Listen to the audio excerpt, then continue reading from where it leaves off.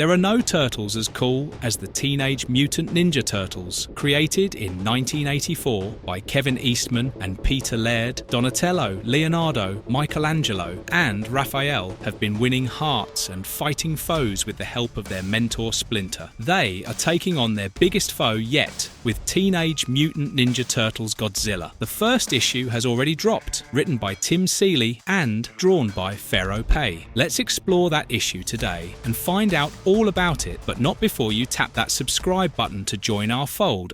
Old foes and new fights. The story begins with a flash of the past where Oroku Saki and Hamato Yoshi meet on a beach with Splinter, still a rat, resting on Yoshi's shoulder. They discuss their plans for the clan and how their visions have changed since they were both students at the Foot Clan. Saki believes under Yoshi's leadership, the clan would grow weak and irrelevant, while Yoshi believes Saki would dishonor the clan by allying with criminals for financial gains. But for the time being, they decide to look past their irreconcilable differences to tackle the problem at hand. The exact problem that Foot Clan was created to deal with, the giant kaiju Godzilla looking down on them from the ocean. Other ninjas of the Foot Clan joined Saki and Yoshi, as Yoshi explains that the kaiju had slept for millennia under the sea and would have continued to do so if it hadn't been for the weapon tests going on in the area. Saki, who had read the ancient texts of Kitsune detailing the kaijus, was aware of the methods created to deal with them. As Godzilla opens its maw to let out a terrifying shriek, Yoshi and Saki attack the beast. Back in the present, the Teenage Mutant Ninja Turtles fight Bebop the Warthog and Rocksteady the Rhinoceros in a classroom in New York City. While his brothers deal with the villains, Donatello makes sure the professor, Ms. Kinoshita, is doing well. He expresses his admiration of her work in transspatial physics and matter conservation. Kinoshita is shocked, as you would expect any human to be after seeing anthropomorphized rhinoceros, warthog, and turtles fight. Donatello tells her that like hot dogs and baseball, America is also famous for its mutants. The two henchmen were sent to Kinoshita's class to steal her briefcase, which no doubt has some innovative new device. For Krang and Shredder, Donatello tries to take down the rhinoceros with his staff, but is easily overpowered, and that is when Michelangelo dives in with his nunchucks to tame Rocksteady and ride him like a wild bull. Bebop interferes and throws Raphael at the turtles and Kinoshita, disarming all four. He snatches the briefcase out of her hand and is about to leave when Leonardo makes himself known, armed with his katana. The threat neutralized, and the authorities called, the turtles leave with Kinoshita through a tunnel. Kinoshita is grateful for the turtles' help and asks Donatello to review her latest paper as she was interested in his perspective. The tunnel opens up at Times Square, where the news of a horrific attack on Japan has captivated everybody's attention. Nobody knows the reason or who was behind the attack, and Kinoshita decides to return to Japan immediately upon seeing the news.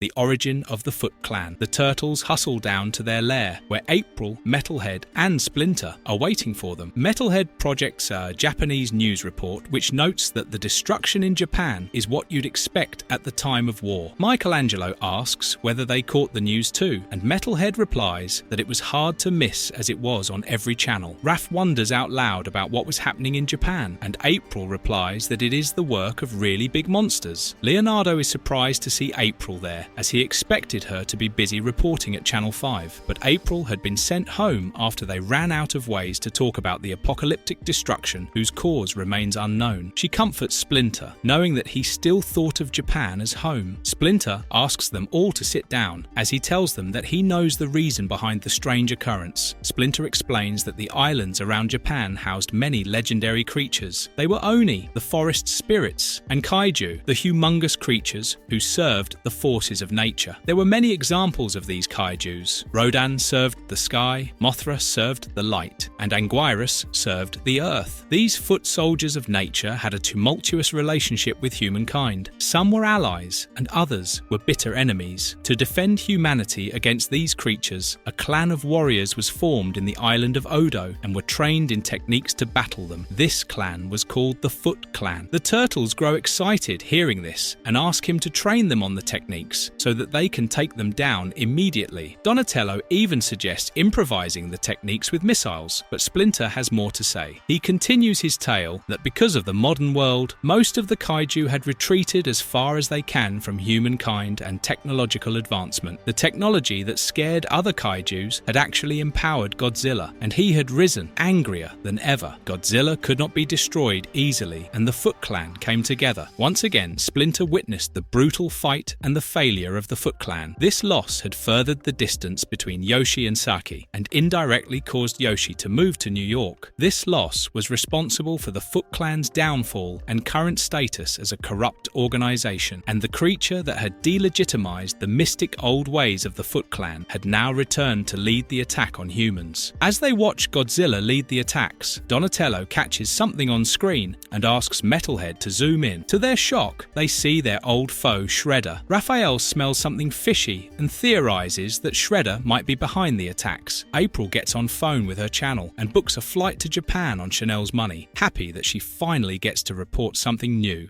Shredder's plan and helpful hands. Back in Tokyo, Shredder stalks the land destroyed by Godzilla and scares away a mother-child duo. After they run away, Shredder opens the tunnel right where they were sitting and enters the underground facility of Krang. Krang informs him that Bebop and Rocksteady had failed their mission, but Shredder remains hopeful, telling him that thanks to the new chaos, there will be plenty of more opportunities. Besides, he has something more important than Kinoshita's device: the blood of Godzilla. Krang gets excited at this, as the kaijus are famous even in Dimension X. Using the blood of Godzilla, Krang begins working on a new weapon that has the infinite power of the kaijus, and he names it Kaiju Targon. In Manhattan, a man steals a purse from a woman and is immediately stopped by Casey Jones, and Mondo Gecko Jones threatens the man with a knife, and he drops the bag, but a sudden earthquake draws away Jones's attention. Meanwhile, in the Turtles' lair, everyone prepares to leave for the airport to fly to Tokyo. Metalhead whines that he too wants to be a part of the adventure, but Donatello offers the compromise that he would take his CPU with him, as taking the entire bot would probably exceed the luggage limit. Right before they leave, Jones sends Raphael a photo of the creature in Manhattan, and Raph shows it to Splinter. The huge three-headed dragon-like creature is none other than King Ghidorah, a creature described in the ancient texts as an outsider and the enemy of the other kaiju.